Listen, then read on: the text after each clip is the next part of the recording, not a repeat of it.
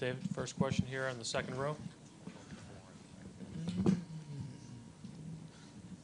Steph, Davide Chinellato, Gazzetta Italy. What do you guys expect from LeBron James? He's playing as good as you as and Kevin, but you know, it's his own floor. He's probably going to be the one that will try to keep the Cavs in the series. What do you guys expect from him? We expect that. We expect him to play well, play with a lot of force, aggressiveness. There's obviously the change in venue will probably spark a lot of energy from them, and we have to play even better to try to get a win in Game 3 than we have in the first two games, knowing how much they can feed off the home crowd, how inspired LeBron and Kyrie are probably going to be, especially out the gate, try to set the tone. So it'll be fun. It'll be a fun atmosphere. We've been here before. We know what to expect from that standpoint, and just going to be a matter of how well we can pay attention to details on our game plan and the adjustments we're going to make going into Game 3. Chris, back left. Chris Fedor, Cleveland.com. Steph, going back to what happened last year in Game 3, Draymond said that Game 3 is going to be the toughest game of the series thus far. What makes it so tough, and what can you learn from what happened in last year's finals in Game 3? We can learn how thin the line is from success and failure, especially playing on the road. They usually home teams have a different spark about them, and they might make a few more shots. Those momentum swings, those 6-point, 8-point runs that you can go on can be a lot harder to deal with 19,000 people going crazy. So you got to just understand what's at stake every possession from the jump. The biggest thing for us is we usually haven't gotten off to a great start in this building. In the first quarter, they come out with a lot of energy and things click for them, and we've usually had to deal with a deficit. Whether we come back or not is another question, but hopefully we can play better in that first quarter, especially to give ourselves a little bit more momentum than we've had in the past here. A couple of rows up in the aisle. Steph Rosgold on What A, NBC Sports Bay Area. The Christmas game was a tough one for you. But since then, what are some of the turning points and adjustments that have happened so that the whole transition of you and KD together really seems to be coming together at the right time right now?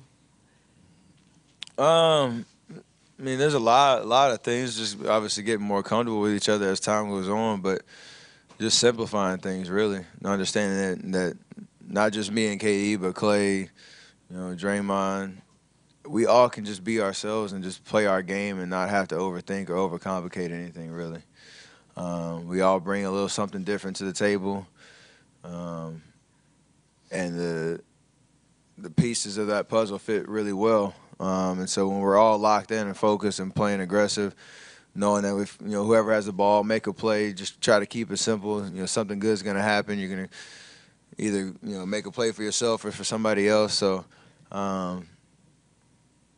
that's really it. Really, that was just a good lesson to learn in a hostile environment here. That the stat sheet might look differently from night to night, but at the end of the day, we all have a role on this team. We all have an opportunity to help us win, and we all can really play at an extremely high level at the same time and do great things. And lastly, are you and KD friends? And if so, at what point do you feel that started to really develop and happen? I can't stand that guy, man. No, for real. No, just playing. I've known him since 2009, basically. So I wouldn't say we're not at each other's house every day. We're not that type of thing. But when you go through these battles and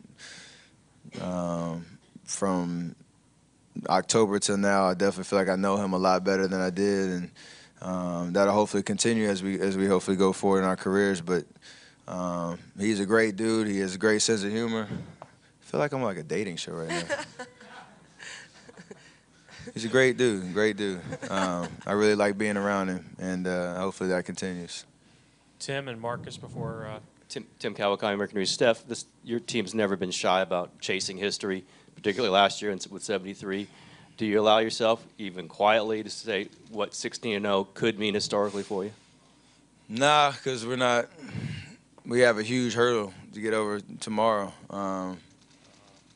Like we talked about a little earlier, Game 3 has been rough for us historically, and especially in this building. So to give ourselves a chance at even coming close to thinking about that, we need to really, really just lock in and give every effort we have on tomorrow and how hard this 48 minutes is going to be to really seize control of the series. We've talked about before that 16-0 doesn't matter in any stretch of the imagination unless that's a closeout game and that's the opportunity in front of us, because all it is just winning a championship and doing what you need to do to get that done. So tomorrow is another step in that direction that we need to be ready for. Draymond just said that going for 73 maybe was a mistake. Maybe not a mistake blatantly, but just that maybe took your focus off a little bit of the championship. Do you agree with that? Maybe you talked about it, or it was just too much of a thing for you guys last year? I don't know. I mean, in the moment, you obviously wanted it.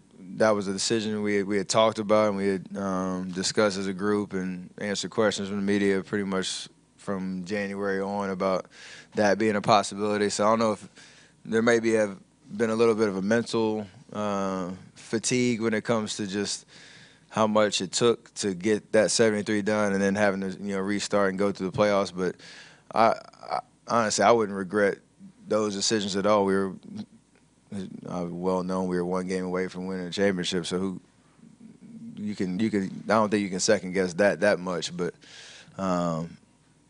yeah, this situation is nice to be able to just turn the page and just focus on winning a championship in its purest form, and that's what we're about right now. Marcus, last question in the middle. Steph, I got two for you. When did you know you guys were a good defensive team? At what point during this maybe 5-year run did you realize you guys were a really good defensive team and you were a part of that? I don't really know, to be honest with you.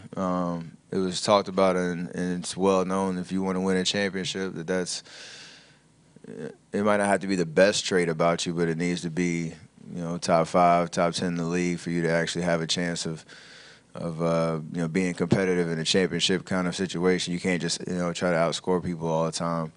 It makes it a little bit tougher, but I don't know if there's a real turning point. Really, it's just that became a part of the identity. Even when Coach Jackson was here way before that was talked about a lot more. Being a strength of the team as opposed to something you just kind of glance over and hope for the best, really.